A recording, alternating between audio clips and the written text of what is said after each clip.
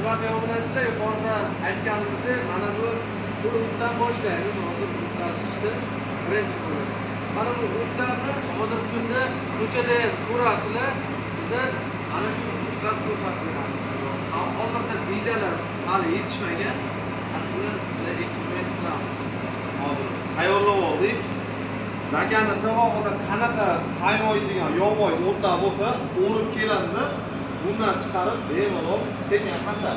Endi bu holatga chorvalar yemaydi. Yemaydi, shu holatda yesa ham bakiniydi. Bu yog'och holatini qoldirib qo'yadi. Qo'yada ham xuddi shu holat bo'ladi. Hozir ishlatib tekshirib beramiz.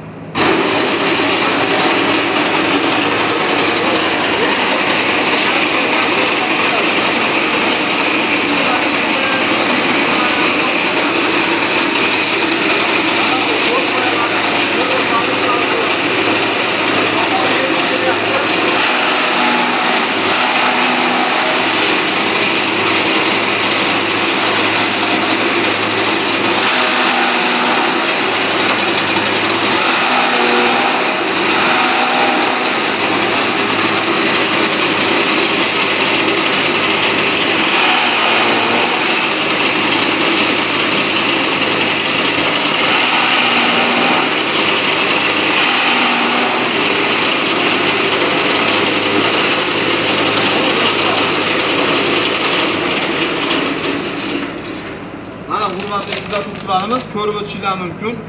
Silos qilib tashlaydi mana. Bundan chiqqan makka poyalarni ham shunaqa silos qilib yuboradi. Bemalol sal quritib, bosib qo'ysa ham bo'laveradi. Qishga tayyor yem. Salat tayyor qisqasi. Yo'q. Ko'rdinglar? Endi qurug'ini ishlatib ko'ramiz. Salatiga baho beradi, kesishiga baho beradi mana. Shunga tushunadi.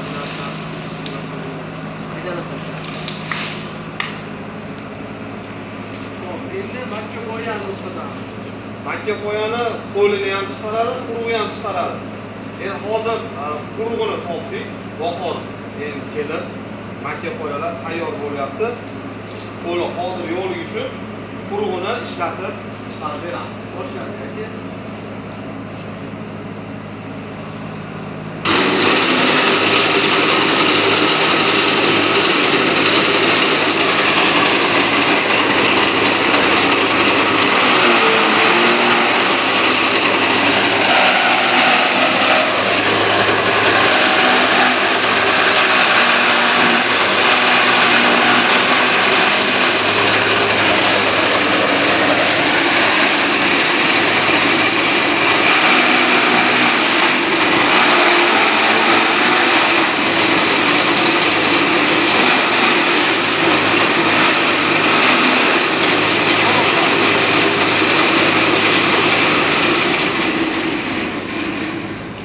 Mana hurmatli obunachilarimiz, silos tashlaydi bu qurug'i hozir.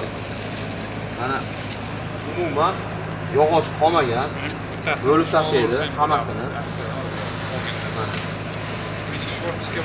Bundan chiqqan hashay mahsulotlar umuman isrof bo'lmaydi. Mana hayvonga shu qutun tashlab qo'ysangiz, bakiniydi, yog'ochini yemaydi. Bundan chiqqandan keyin xudo xolasa umuman isrof bo'lmaydi. Bemalol